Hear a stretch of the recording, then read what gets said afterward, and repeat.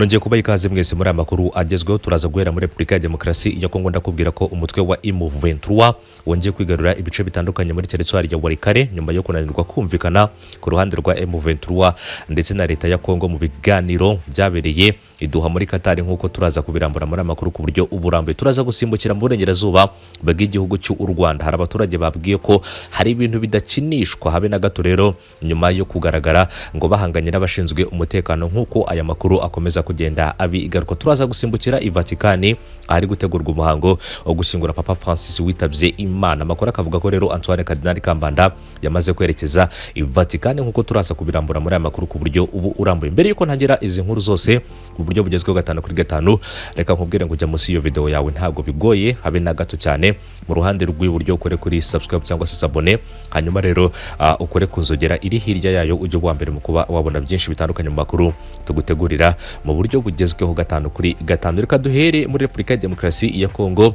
Ndabizi ko hari benshi bamutegereje kumva byinshi bitandukanye ku birebana na M23 ndetse n'ingabo za leta ya Kongo. Amakuru avuga ko uduce twinshi two muri teritwari ya Warikare twongeye kugwa mu biganza bya AFC M23, ndetse biranavugwa ko rero na centre ya Warikare bari baherutse gufata bakayivamo rero kubera ibiganiro byaduha bongeye kuyigarura ku ruhande rwa M23. Abatanga buhamya baho bavuga ko rero abarwanyi ba AFC M23 bongeye kugaba ibitero byo gufata Warikare, guhangana kandi hagati yabo n'ingabo za leta ya Kongo FARDC wazarendo, ngo bikaba byabaye umunsi wose kuva mu gitondo cyo kuri uyu wa kabiri ushize, akaba aribwo imirwano yabaye ku mpande zombi. Ibi bikaba bije bikurikira kandi kunanirwa kw'ibiganiro byaduha bitewe nuko Kinshasa yanze kurekura imfungwa za AFC M23, nkuko kandi byari ibyateganijwe cyangwa se byemeranijwe ku mpande zombi, yaba ku ruhande rwa leta ya Repubulika ya Demokarasi ya Kongo ndetse n'umutwe wa M23. Ngo M23 kandi yashyikirije ubuhuza bwa Duha urutonde rw'imfungwa za politike ndetse n'abasirikare barenga 700 batawe muri yombi na Kinshasa mu buryo bunyuranyije n'amategeko. Ikindi kandi amakuru akavuga ko abarekuwe na Tshisekedi rero ngo bafashwe kubera ko rero begereye uwahoze ari guverineri waho witwa rero Christophe Bazene Nanga, nkuko aya makuru akomeza kugenda abigaruka. Kunanirwa rero ku ruhande rwa Repubulika ya Demokarasi ya Kongo kumvikana ndetse n'umutwe wa M23 ni bimwe mu byatumye M23 kandi yongera kubura imirwano, itangira gufata ibice bitandukanye muri centre ya Warikare, nkuko aya makuru akomeza kugenda abigaruka. Mu ntangiriro z'uku kwezi kwa kane nibwo M23 yatangaje ko yavuye muri Warikare ku mugaragaro, ndetse ikindi kandi aza gushishikana amafoto atandukanye agaragaza abasirikare ba Repubulika ya Demokarasi ya Kongo FARDC bifotoreza rero muri uyu mujyi, nyuma yuko hari abasirikare ba M23 bari bamaze kuva muri uyu mujyi. M23 mu gutangaza icyatumye iva muri uyu mujyi yagarutse ko amakuru rero avuga ko ku bwumvikane ndetse no kugaragaza ko bashyigikiye inzira y'ibiganiro hagati yabo na Repubulika ya Demokarasi ya Kongo ari imwe mu ntambwe yatewe ikomeye cyane yo kugaragaza ko rero abashyigikiye ibiganiro bava muri uriya mujyi wa Warikare. Gusa bari batangaje ko rero ibintu barimo cyangwa se inzira y'ibiganiro niramuka idakunze bateguza kuzongera gufata Warikare, nkuko aya makuru akomeza kugenda abigaruka. Kugeza kuri ubu ngubu rero hari amakuru avuga ko hari uduce twinshi two muri Warikare M23 yamaze kongera kwisubiza. Hari ibintu bidakinishwa. General Major Nkubito ku baturage b'i Rubavu bahanganye n'abashinzwe umutekano. Umuyobozi wa diviziyo ya 3 y'ingabo z'u Rwanda ikorera mu burengerazuba bw'igihugu akaba yitwa General Major Eugene Nkubito yihanangirije abaturage bo mu karere ka Rubavu babangamira abayobozi mu nzego zibanze ndetse n'abashinzwe umutekano, abamenyesha ko ibingibi rero batazabyihanganira ku ruhande rw'igihugu cy'u Rwanda. Ni nyuma yaho rero mu cyumweru gishize abaturage ngo bateye amabuye abashinzwe umutekano ubwo bageragezaga gufata ibicuruzwa byinjijwe mu gihugu binyuze mu nzira zinyuranyije n'amategeko, icyo twita magendo. Mu nteko kandi rusange yabereye mu murenge wa Rubavu kuri ya 22 Mata 2025, meya w'akarere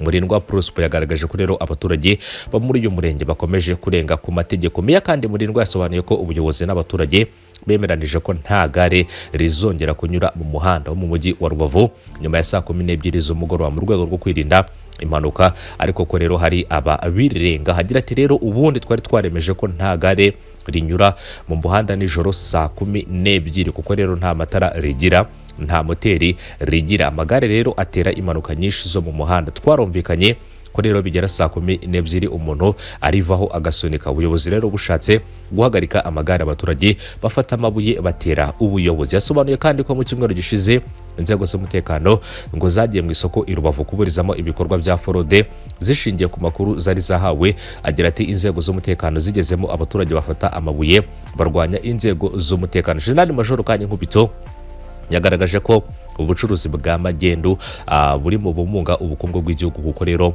iyo bukorwa hataboneka imisoro yakabaye yifashishwa mu kubaka inzego zacyo zirimo umutekano. Ikindi kandi yabajije abaturage agira ati rero ubu rero tubure imisoro yanyu byose bihagarare, baturase tureke gusora, hanyuma rero tubure uko twirinda. None se niba ari oya ni gute kandi muhangana n'inzego z'umutekano ngo murashaka gukora magendo? General Major kandi Eugene Nkubito yagaragaje ko iyo abaturage bagerageje kurwanya ubuyobozi bw'inzego z'ibanze bugakurikizaho polisi y'igihugu, icyo baba basigaje ari ukurwanya abasirikare ndetse no gutunga imbunda, nk'uko aya makuru akomeza kugenda abigaruka. Agize ati rero hari ibintu bidakinishwa, kuko rero mwaratangiye mwibasira gitifu w'umurenge na daso, bukeye mwibasira polisi, ubwo ngubwo rero aho bukera muribasira ingabo, ndetse aho bukera murashaka n'akabunda. Babandi rero bagenda nijoro bagendana akabunda, mukirisha rero byinshi. Twebwe ntabwo waza gukina mu bintu bitemewe n'amategeko ngo tukwemere. General Major kandi Nkubito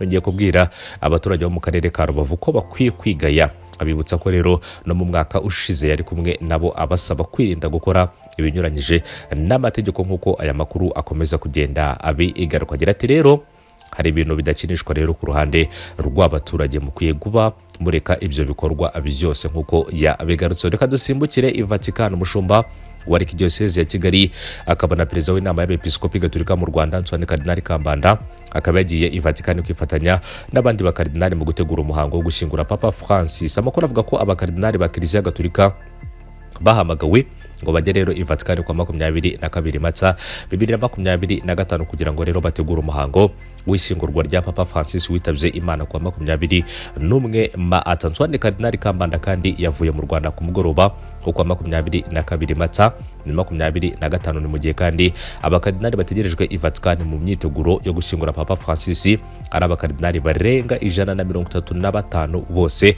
bategerejwe i Vatican. Papa kandi azashyingurwa kwa 26 Mata 2025. Abakuru b'ibihugu bitandukanye na za guverinoma barimo rero uwitwa Keir Starmer, akaza Donald Trump, igikomangoma William na perezida Luis Ignacio Lula da Silva wa Brazil bamaze kwemeza ko bazitabira umuhango wo gushyingura Papa Francis. Bitandukanye kandi n'abandi, Papa Francis akaba azashyingurwa muri Bazilika yitiriwe Mutagatifu Mary Meje. Ikindi kandi aho kuba muri Bazilika rero yitiriwe Mutagatifu Petero, kuko rero hari abandi bapapa bagiye batandukanye bagiye rero bashyingurwa muri iyo Bazilika. Amakuru akavuga ko rero we azashyingurwa muri Bazilika yitiriwe Mutagatifu yitwa rero Mary Meje, nk'uko aya makuru akomeza kugenda abigaruka. Abakardinali rero barenga 135 bose akaba ari bamwe mu bagomba kugaragara muri uyu muhango wo guherekeza abaganyuma Papa Francis witabye Imana ku itariki 21 Mata, nk'uko aya makuru yagiye agaragara mu gitondo cyo kuri iyo tariki akomeza kugenda abigaruka. Kugeza kuri ubu ngubu kandi hakaba hateganyijwe n'ibikorwa byo gushakamo umwe rero mu bazasimbura Papa Francis witabye Imana.